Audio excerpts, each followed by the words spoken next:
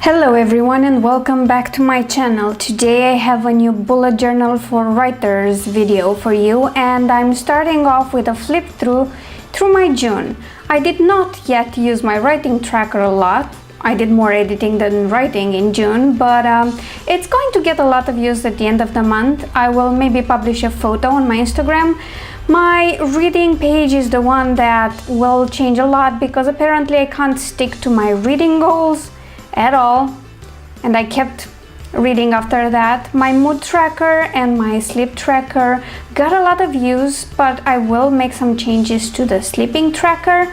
As you can see, I use color codes to track my mood, my productivity, and my general level of energy. And we're on to the social media tracker, which I used a lot despite the huge red block where I was off social media for a bit.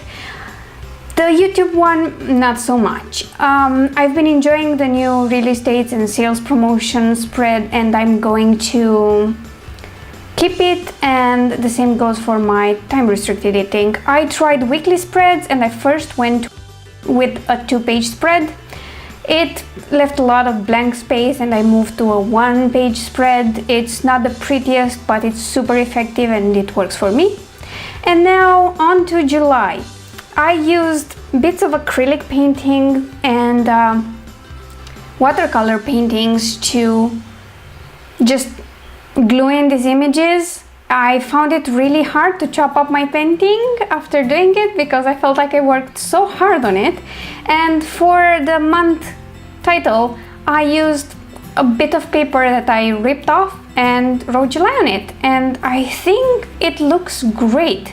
Even if my lettering is abysmal. I can't do calligraphy or pretty letters at all, but I'm trying my best. So yeah, I was in doubt about whether I should cut this up, but I did in the end because this was just a first exercise and I want to paint more. This was created using a Jobling tutorial, same for the watercolor painting, and I will link her channel in the description down below. Then I moved the release dates and sales and promotions calendar to the front because I feel that can give me a clear outline of my publishing, writing, and editing month if I know what deadlines are coming up. I use these circles, which I drew initially using a guide, but then when I used my actual pen, I went in and freehanded them because I think I like how they look. So here I'm just trying to write some pretty letters and failing miserably, but you know, bear with me please. I swear it gets better. Or not, I don't know. I feel like I need a lot of work on my calligraphy and stuff. But you know what? At the end of the day, I like how it looks. It's pretty, it's colorful, and who cares about my writing? Have you seen that painting, which I'm so super proud of? Yeah, and I'm just adding the days of the months, and then I will add one release date just for an example for me and you of how I'm going to use it. And I added the Fall of Darkness release date, which is July 31st.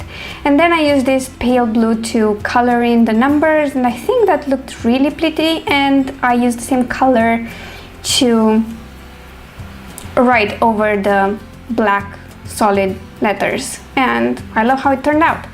Moving on to my writing tracker, I'm keeping the exact same format. Nothing changed here, not really. It's working for me, and I'm just hoping I'll use it more in July and that I won't be like I've been throughout June and I haven't written much for most of the month, except for now. At the end of the month, apparently I'm writing a lot because I have a deadline coming up. I'm using 0.3 pen for the thicker strokes and a 0.05 pen for the narrower ones that look like a gray more than a black. I think I like the effect, and I like the separation because I never know exactly where to stop and it's frustrating. So if it gets easier, that's what I'm going to do. And I've used my golden gel pen for the dates and the days of the week, because I think golds and generally yellows go well with the beach theme I used. Oh, by the way, if you didn't figure that out yet, it's a beach theme. I painted the beach and the water, and there are a lot of beach themed doodles in this monthly bullet journal. So here I used the brighter yellow to write over the title, and I think it looked great. I kept the same shape and position of the books, and hopefully this month there won't be only one completely colored in, as it's going to be the case for June. But oh well, you know, I had a lot of bookish things to do, and I did most of those. But yeah, I need more writing in my life, and I think Camp Nano is going to provide that for me. Even if I didn't theme this as a camp month, I kept my exact same trackers, and I think it will work fine. And at the end there, I decided to add some color to the doodles, because last month I didn't, and I felt like this spread needed the colors, especially if I'm not coloring all the books in. Like, it needs a pop of color. And I know the palm tree looks blue, but it's actually more green in real life. The editing and publishing tracker is once again unchanged. I am going to have a few books in edits, probably not 4, but you know, I prefer to have blank ones than having to add them. If you've seen it in my reading spread, it doesn't look that nice when you have to add a bunch of things, so better safe than sorry. The publishing side, I think I'll actually need to add more books, because there are a lot of my books that are going wide, and a lot of them are happening in July, which is interesting. Plus the release of The Fall of Darkness is at the end of July as well, so yeah, lots of books to publish.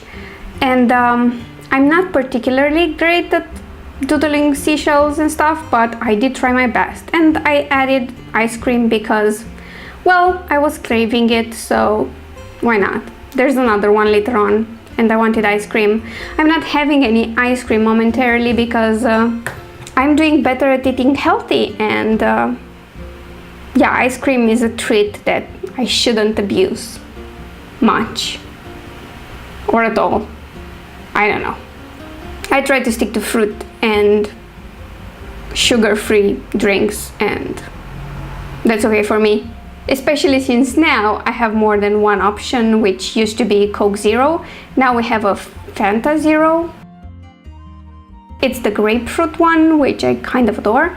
So yeah, I did add a starfish doodle on the actual editing tracker, but other than that it's perfectly unchanged, because like I said, it worked great for the past 2 months, and I'm not really into changing things that work. As you've seen so far, I do use my bullet journal a lot, so yeah, I do not want to fix what ain't broken. Pretty much that's how I see it. And I colored in the starfish as well, because it looks better, and the accent of gold gel pen also helped, although I always kind of tend to mess up my weekdays, but you know, we're all with it. And now we're at my books and reading spread, which, as you can see, has been altered a lot. Basically, I added 2 huge stacks of books. There are 11 in total. Just FYI, my goal will be again to read 6 books and 1 non-fiction book on top of those 6, which are usually fiction. But based on how I did the past 2 months, I thought I'd add more. So there are 11 books, and I have space for 15 titles to add in that lower part of the page. And hopefully this time I don't go overboard, because I don't think there's anywhere where I can add any more. So yeah, color wise I did go with a lot of blues and yellows. I think that works great with the theme, but for things I'm tracking, like my mood tracker, my videos and things like that already have a color scheme that it's established, I kept that color scheme, and it usually has blue, green, red and yellow in it, so it's not completely from a different world. It kind of works out well. And yeah, that's what I went with. As you can see, I added these separation lines on all trackers. They do help, and I don't have to worry so much about dividing and making sure I don't go over the line. I apparently do that when I'm in a hurry. I also happen to fill in the wrong days a couple of times, but you know, I rolled with it and I still enjoy my bullet journal a lot. So this spread is almost done. Just to add a little blue highlight, and off we go. On to my mood tracker. This hasn't changed at all, so while you watch me draw this, I will tell you a bit about how I use my bullet journal and when. My daily routine is that I wake up and have coffee, and while I have my coffee, if it's a gratitude journal day, I will quickly jot in my gratitude journal. It usually takes like 5 minutes. I do that 3 times a week, and then I move on to my bullet journal, or if it's a non-gratitude journal day, I start with the bullet journal and I fill in everything that I did the day before. How many pages I read, how many words I written, how many hours I edited. I fill out what's left of my mood tracker because it's usually partly filled throughout the day, and pretty much go through every page and make sure everything is filled out. Then I move to my normal journal and enjoy my coffee, and then it's time to take Ares for his morning walk. That's about it. And since I've started using the weekly spreads, I now use my bullet journal throughout the day just to see what tasks I've completed and what else I have to do. It's a pretty easy system. I have 2 colors, red and green. Green is for tasks I've accomplished, and red is for tasks I didn't accomplish. I tend to fill out everything as I go and then go through it again at the end of the week, and if there are a lot of red tasks that actually need to be done, I just transfer them to the next week. But yeah, that's it. Nothing fancier than 2 colors. Green for okay, we did it, and red for you failed, try again. So yeah, pretty much red is the color I use mostly for failures. Moving on to my sleep tracker, I've changed this a bit because last month I messed up a lot. I kept forgetting where the 2-hour time interval started and where it ended, so I kind of reversed those a few times, and it looked like I'd slept for 10 hours when I got an 8. So I thought I should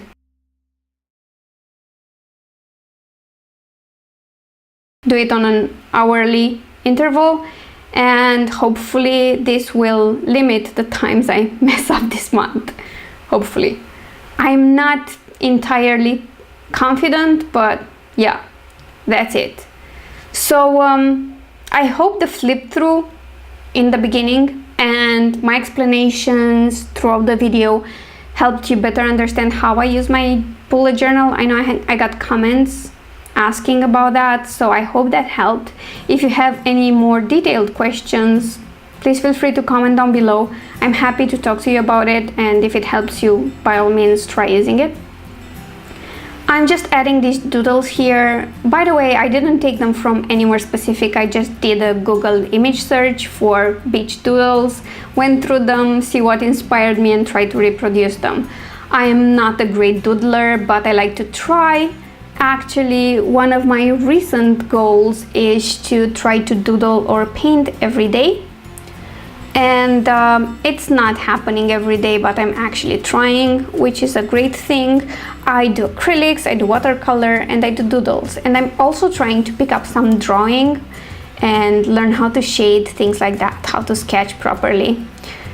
Okay, social media tracker time. You've seen this before, but I've changed it and I've detailed it a lot more. Basically, it used to include my social media activity for everything that has to do with my author platform, but now since I've started using Eyes on Books more, and that's my book blog, I've added specific tracking for Eyes on Books. So rather than only tracking my Facebook page, my Twitter account, I'm also tracking what I do on the Eyes on Books Twitter account, on the dedicated Facebook page, and so on.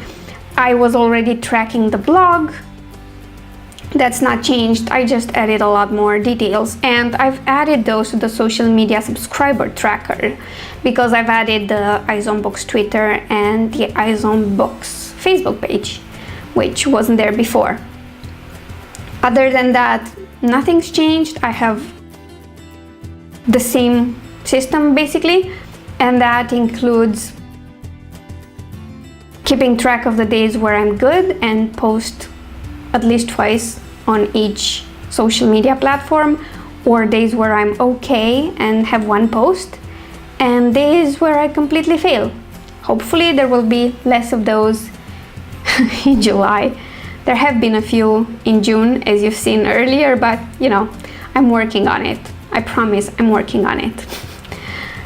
So yeah, again, color code. I changed my YouTube page completely. I wanted to keep the color coding for when I post videos, when I have live streams, and when I guest on other people's live streams. So I drew these oval shapes. I freehanded them, but to initially draw them, I used something that made these shapes. I don't know what it's called right now. I have to think about it. But yeah. I also added the days of the week, and I changed it this way because I can like color in the oval shapes and also use the sides to plan which videos should be published when. And I think that will make everything more efficient. May and June were not great for my YouTube presence, so I'm working on that. And now we're at the last page for this month. My time-restricted eating tracker. And I do this every month. I try to not stray from it, and so far it's been helping. I feel like I'm more energetic and I sleep better since I started doing this, so it's not going away anytime soon. And next to it I will add my second painting, but before that I've created the first weekly spread. It's the same spread I've been using and has been working for me. It's a 1 page per week design that I found most useful. I have the 7 days of the week.